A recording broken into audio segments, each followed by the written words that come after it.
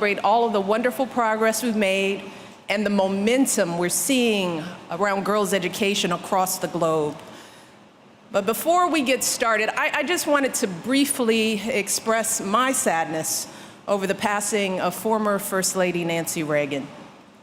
Mrs. Reagan was a woman of incredible strength and grace, and she was a passionate advocate for so many important issues. Through the example she set both during her time in the White House and beyond, Mrs. Reagan reminded us of the importance of women's leadership at every level of our society. And on a personal note, Mrs. Reagan also understood the value of mentoring. She warmly and willingly offered advice and encouragement to me as I settled into my role as First Lady. And I am so grateful for her kindness and generosity to me and my family over the years. And I hope that our continued work to educate girls worldwide is a fitting tribute to her legacy. So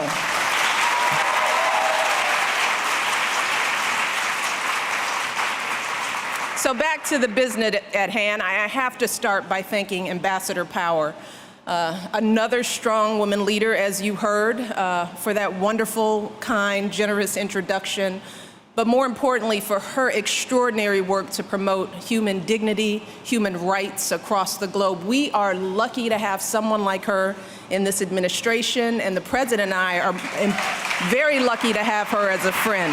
So,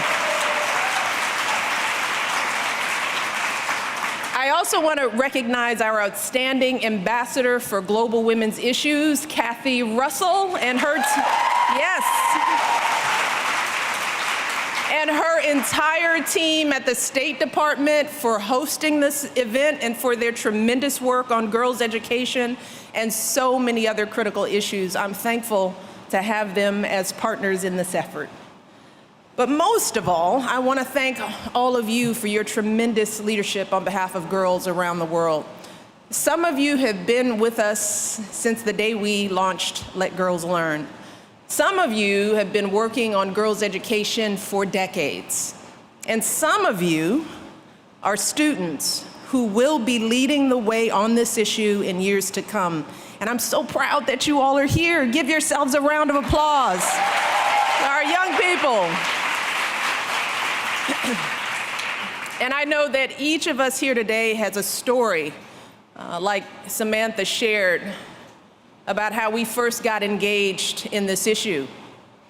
The moment our heart first broke, or we felt that first flare of outrage when we realized that 62 million girls worldwide, girls who are just as smart and hardworking as we are, aren't getting the opportunities that we sometimes take for granted.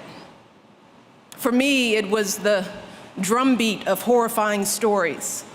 Malala Yousafzai, shot in the head by terrorists just for speaking the simple truth that girls should go to school. More than 200 Nigerian girls kidnapped from their school dormitory by a terrorist group determined to keep them from getting an education. Grown men trying to snuff out the aspirations of young girls. Little girls being brutally assaulted on their way to school, being forced to marry and bear children when they're barely even teenagers. Girls in every corner of the globe facing grave danger simply because they were full and equal human beings. That's what they decided, worthy of developing their boundless potential. And the more I traveled and met with girls and learned from experts about this issue, the more I realized that the barriers to girls' education isn't just resources. It's not just about access to scholarships or transportation or school bathrooms. It's also about attitudes and beliefs. The belief that girls simply aren't worthy of an education, that women should have no role outside the home, that their bodies aren't their own, their minds don't really matter, and their voices simply shouldn't be heard. And like many of you, as a woman, I take all of this personally. While I'm thankful that I've never faced anything like the horrors that many of these girls endure, like most women, I know how it feels to be overlooked, to be underestimated, to have someone only half listen to your ideas at a meeting, to see them turn to the man next to you, the man you supervise, and assume he's in charge, or to experience those whistles and taunts as you walk down the street. And I've seen how these issues play out, not just on a personal level, but on a national level in our laws and policies. You see, in my lifetime, and I'm not that old, it was perfectly legal for employers to discriminate against women. In my lifetime, women were not legally allowed to make fundamental decisions about their bodies. And practically speaking, many still can't.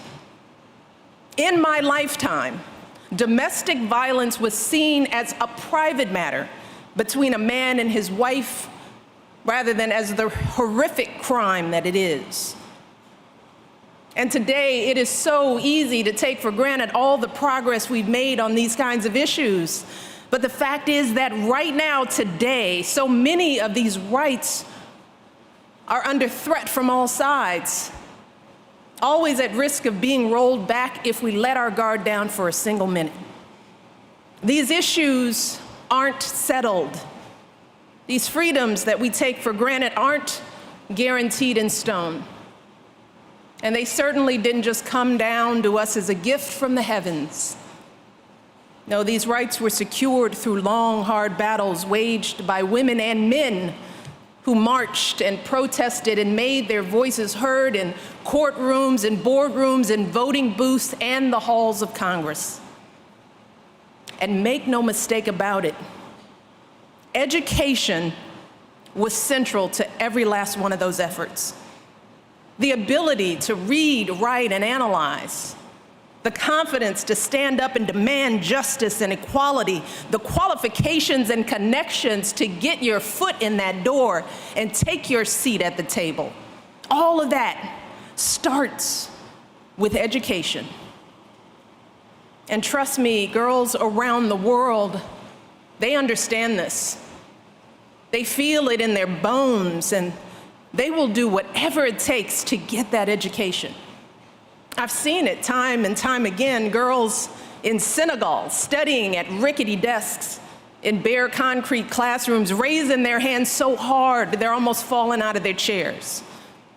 Girls in Cambodia who wake up hours before dawn, ride their bikes for miles just to get to school. Bangladeshi immigrant girls in the United Kingdom who study for hours every night and proudly wear their headscarves everywhere they go, resolutely ignoring those who would demean their religion.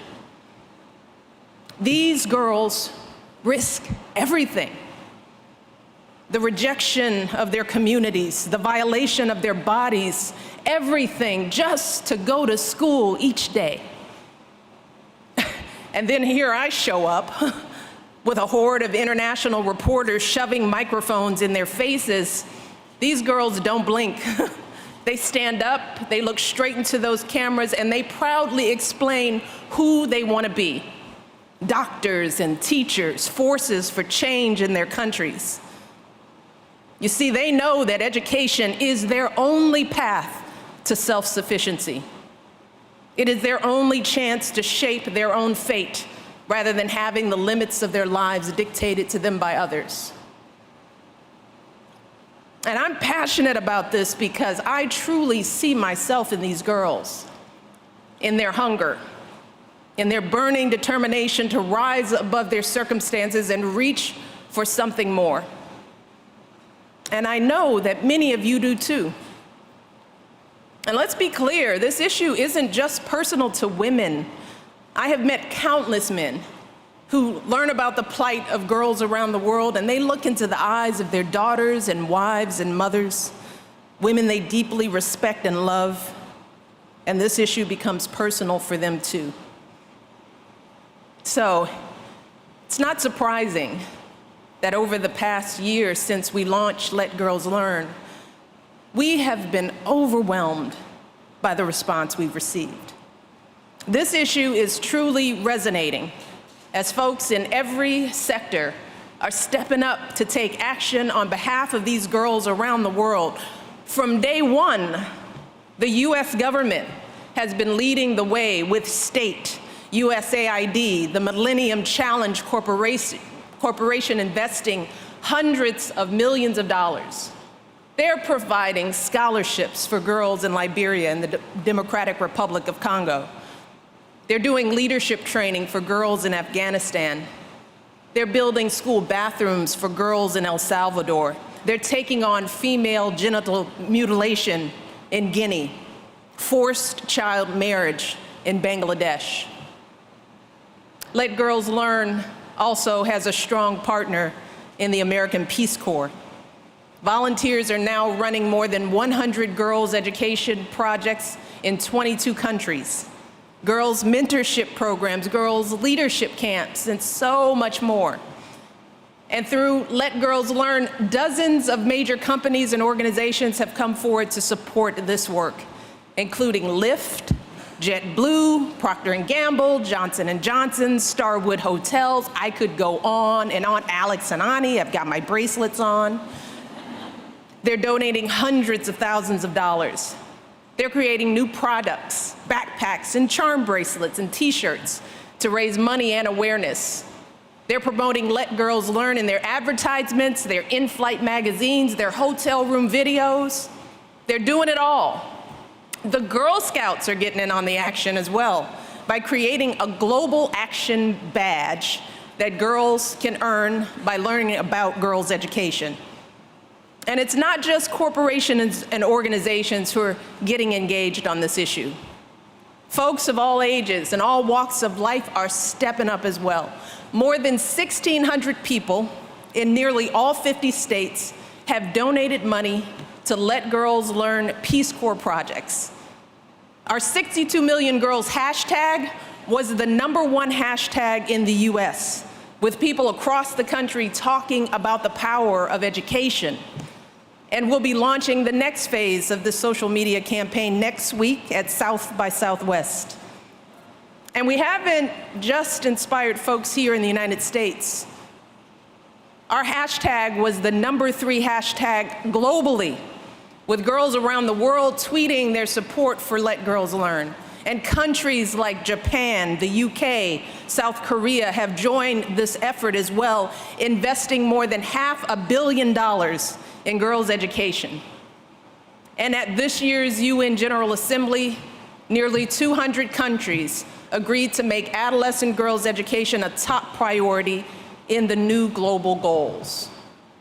And today, just 12 months after we launched Let Girls Learn, we're seeing the impact of these efforts all around the world. We see it in the story of a girl named Fikr from Ethiopia, who at the age of 13 found out that her parents were planning to marry her off to a man she'd never met. But Fikr had learned about the dangers of early marriage from a USAID program she was involved in. So she refused to go through with the marriage. She went on to graduate first in her entire 6th grade class.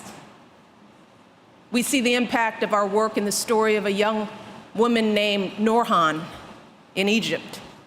When Norhan got accepted to a girls' science and technology boarding school supported by USAID, of course she was hesitant to leave home, but she took the plunge.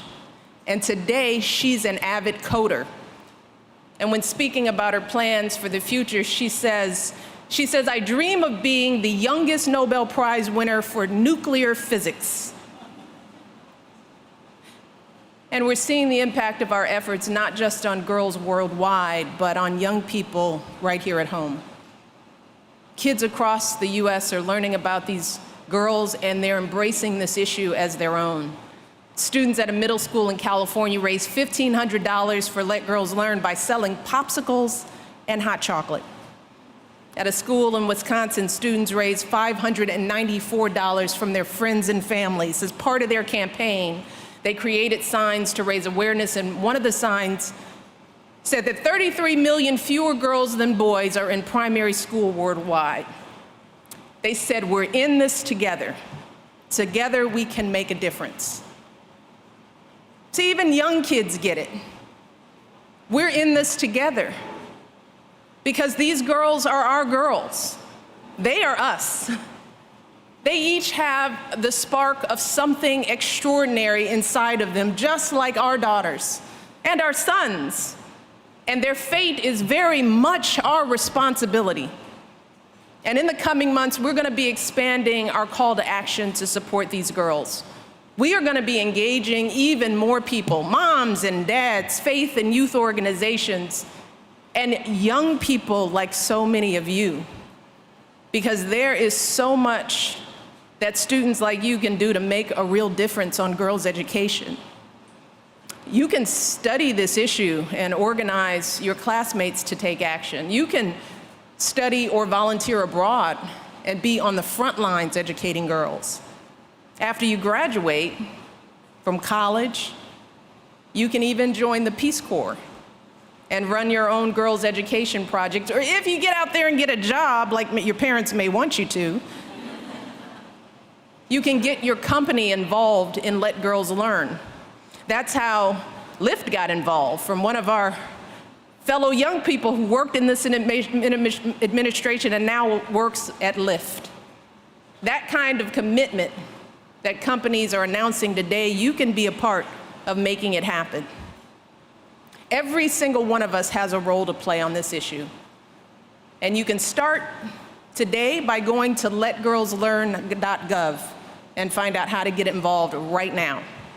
No contribution is too small, as you can see, because in the end, that's how we're going to solve this problem.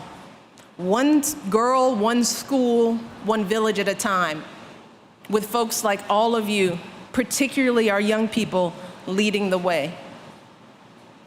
And no, it will not be easy, and it will not be quick. But make no mistake about it, we can do this. If we can make this kind of progress in just a year, if we keep putting in this effort and this investment that these girls deserve, we can get this done. I know we are all up to the task. I know we are. I see it in your eyes. I know you feel that burning sensation, that sense of unfairness. Turn that into action. Turn that passion into something real.